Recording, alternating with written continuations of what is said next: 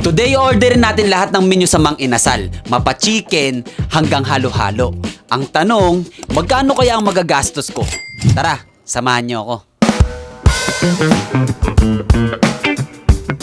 Bumiyahin na nga ako papuntang Mang Inasal. Wala masyadong traffic kasi 8 AM pa lang ng umaga, umalis na ako sa bahay. Pero pagdating sa Mang Inasal, nagkaroon agad ng problema. Yung gamit kong GoPro sa pag-record nung umorder ako, lahat ng clip na yon nakorap. Kasi ang pagkakaalam ko, kapag nasa mall ka, bawal kang mag-record, bawal kang mag-vlog. So, ang ginamit ko, yung GoPro. Ngayon, anong gagawin ko? Ikukwento ko na lang sa inyo. Pagdating ko nga sa Mang Inasal, wala pang pila. Kasi nga, kakabukas pa lang nila. And tinanong agad ako ng crew kung ano yung orderin ko. Sabi ko, lahat ng nasa menu, ma'am. Kala mo talaga eh. Nagulat yung nasa cashier. Ang sabi ko, simula sa kaliwa hanggang sa kanan. Manok hanggang sa halo-halo. Wala pang 10 minuto, dumating lahat ng order ko. Actually, nagulat ako nung tinanong ko kasi yung cashier kung ilang minuto ako maghihintay. Ang sabi niya, 5 to 10 minutes po sir. At totoo nga, dumating nga agad. At ito, ang lahat ng menu sa Mang Inasal na in-order ko.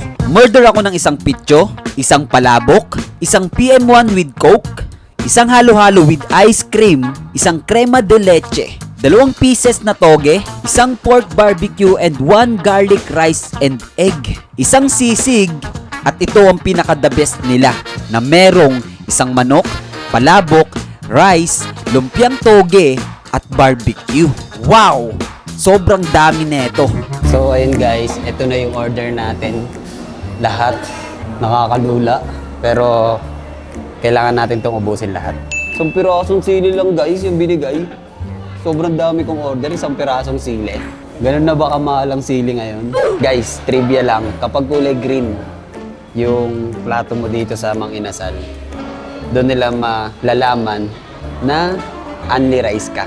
So, pag kulay green, only rice. At kapag kulay puti, hindi ka only rice. Hindi ka bibigyan ng crew. Trivia yun ha, trivia yun. Sa akin galing yun. Guys, unahin natin tong, paano ko ba papakita sa inyo? Barbecue.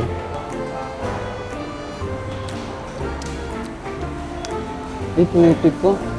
Pinaglarong langaw. Angas na ito, guys. Sobrang daming pagkain. Parang ang sarap na itong sisig nila. Guys, tignan niyo yung sisig nila dito. Pang lang talaga siya, isang tao. Tignan natin. Lambot ng karne, ah. Sarap. Wala silang suka dito. Guys, alam ko na mangyayari to na marami akong kakainin ngayong araw. Kaya kagabi pa lang. Hindi na ako kumain. Solid to. Kailangan ko maubos to lahat. At alam nyo, ano ang nakakainis habang sinushoot ko ito? Yung nakurap lang naman yung clip sa GoPro.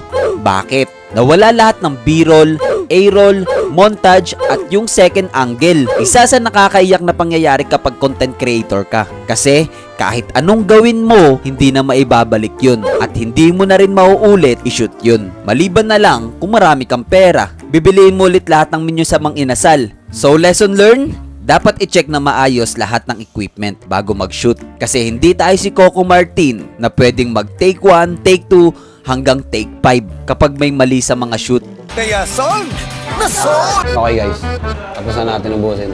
Ito tayo. Siguro ano nila to, pang breakfast. Kasi ano lang siya, itlog tsaka rice.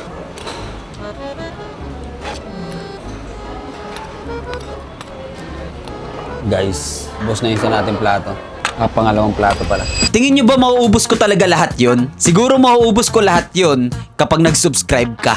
Alam nyo bang mahigit 200 ang nag-subscribe sa atin simula nung nag-upload tayo ngayon 2026? Gusto ko magpasalamat sa inyong lahat kung sino man kayo kasi kung hindi dahil sa inyo, hindi ko maaabot yung goal natin na 100k subscribers. Sabi nga, hindi makukumpleto ang 100 kapag walang piso. Thank you guys.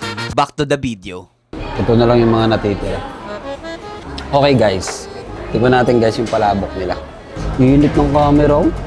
Init guys yung GoPro natin. Parang sasabog eh. Init. Ang sunog. Nangyari dito, GoPro. Ano na, kabibili ko lang na ito. Init eh. Guys, ito na yung halo-halo natin. Halo-halo. Halo-halo. Titikman na natin yung palabok nila. Malinamnam, sarap. And Yun nga lang, hindi siya mainit guys. Hindi ko alam kung ganun ba talaga. Pero 5 minutes kasi yung na-serve na nila to eh. So baka gawa na siya. Kaya hindi mainit.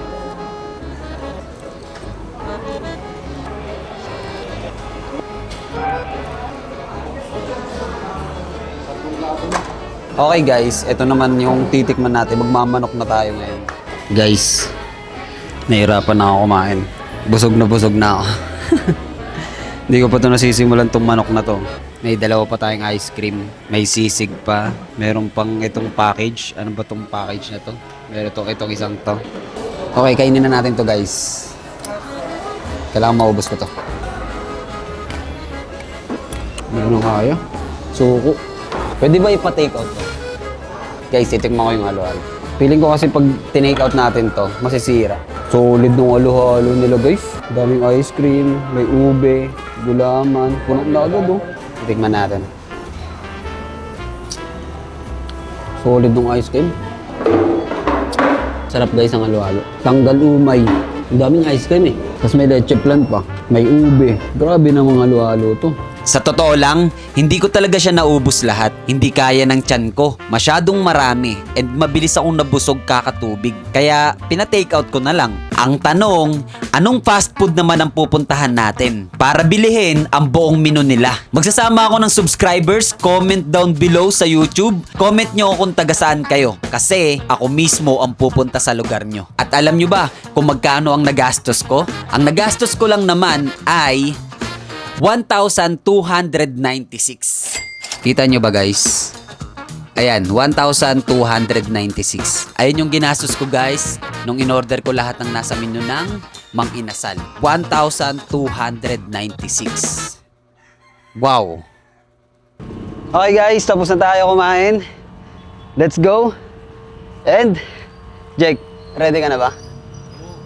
Ready ka na sa susunod mong kalaban? Sino kaya yun? Yun ang di natin alam.